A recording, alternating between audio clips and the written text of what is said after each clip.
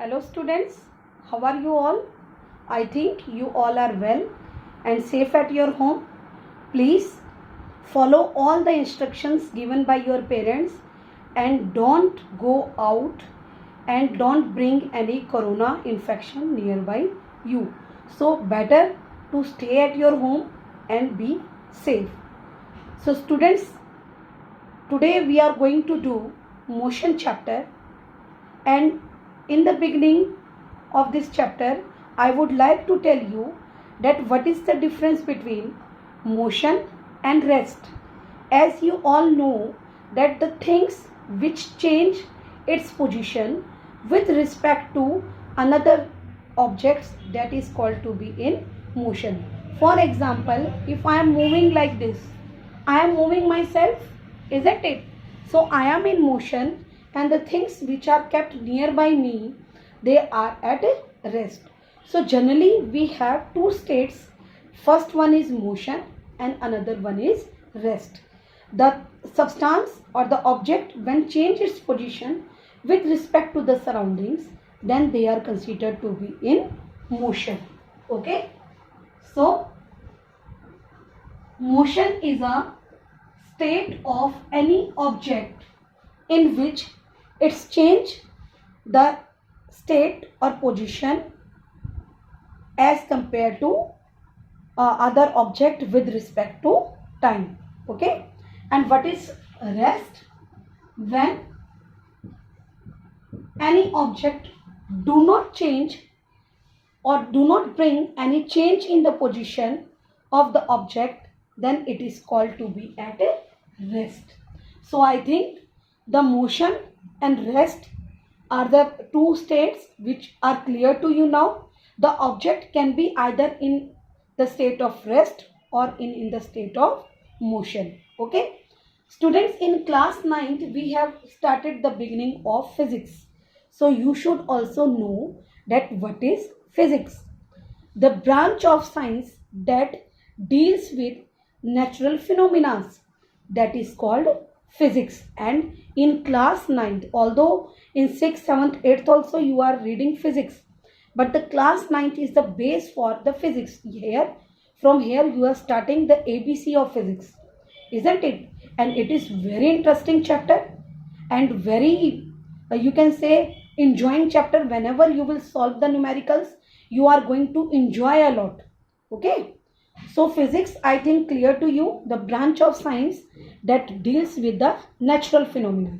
Like here I am not talking about natural calamities like earthquake, tsunami and flood, all these things. I am not talking about that.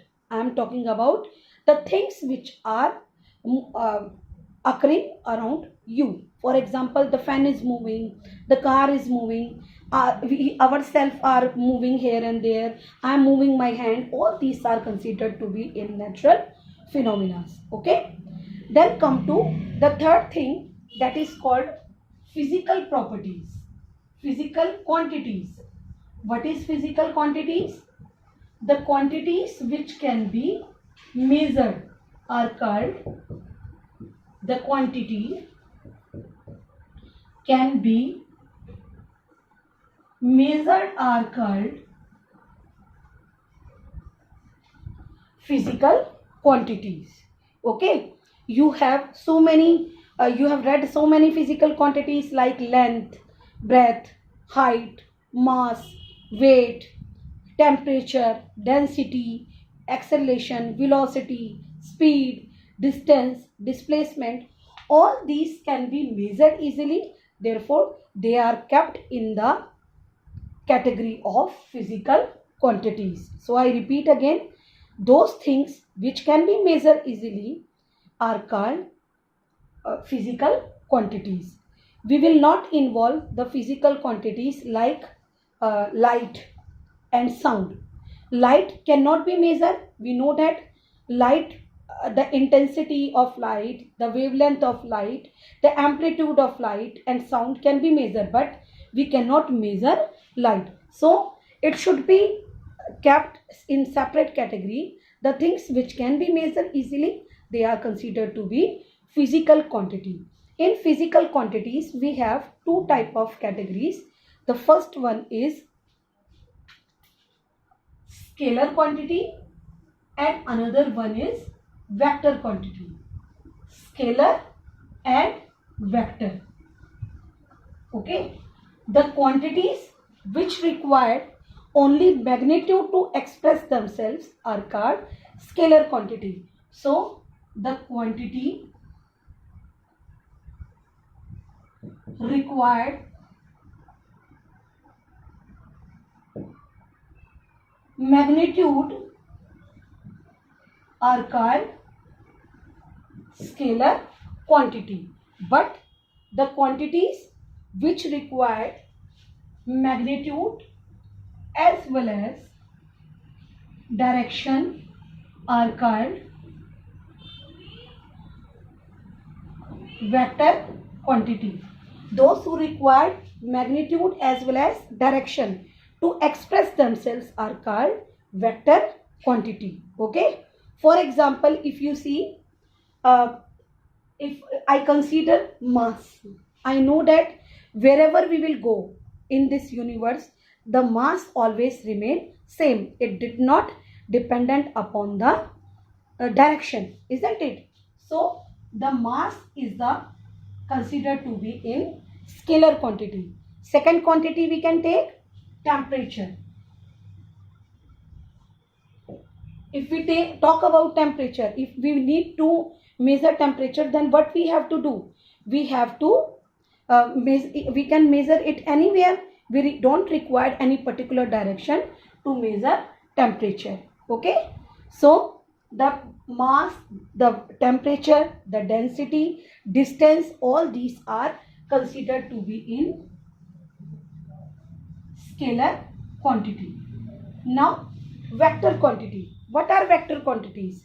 The quantities which require magnitude. Magnitude means any numerical value as well as direction. If I say that any car is moving with 25 kilometer per hour with a direction in north, I am specifying here direction also. So such type of quantities will become vector quantity which require direction. In this we will have velocity, displacement, acceleration. All these will be considered to be vector quantity, and whenever we express any vector quantity, then how we have to write? For example, I am explaining here displacement. So I will make a arrow like this on vector quantity. Okay. So I think the state of rest, state of motion, state of these physical quantities and type of physical quantities are clear to you. Now let us move to different type of systems of unit. What do you mean by systems of unit? When we have these physical quantities, then we have to use any measurement also. For example, length. We measure length in meter, kilometer, like this, isn't it? So this length, any mass, any weight, all these can be, we required a quantity to be measured. So we have a need of particular system of unit, and that system of unit is called SI unit system.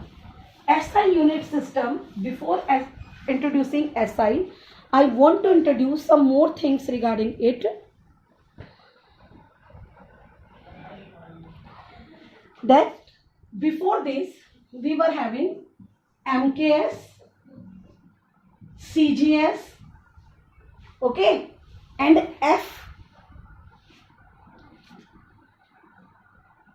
FGS also. Okay. In MKS unit, what we will do? In MKS, meter, Kelvin and second. Okay. In CGS, centimeter, gram and second. In this, foot, gram and second. This type of unit system was used earlier. All the country were having their own systems, isn't it? But to make the uniform system, we have chosen one another system that is called SI, and which is followed all over the world. This is called Systeme International Unit, and in this we are using MKS, means meter, kilogram and second, isn't it? If I want to measure length, then I will measure that length in meter. Okay. If I want to measure the mass, then the mass will be measured in kg, kilogram, isn't it? If I want to measure time, then it will be measured in second.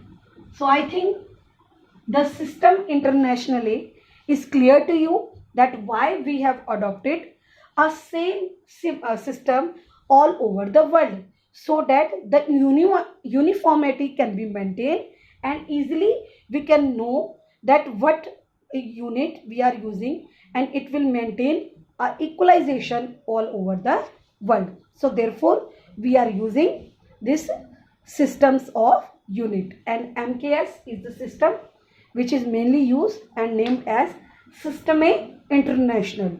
Okay. Now mechanics.